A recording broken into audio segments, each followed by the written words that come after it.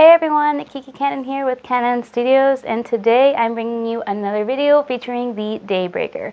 And this is going to be the last video for the series, and mostly this video is just a nice relaxing video of watching the assembly process. Of course, this process was a little bit more stressful for me on my end because I didn't know if any of this was going to work or how this was going to come out because this is the first shield I've ever made. But overall, I'm really happy with it, and I hope my next one is even better. So I hope you enjoy the videos, and feel free to subscribe for my next coming up projects. So thank you guys for tuning in and supporting the channel.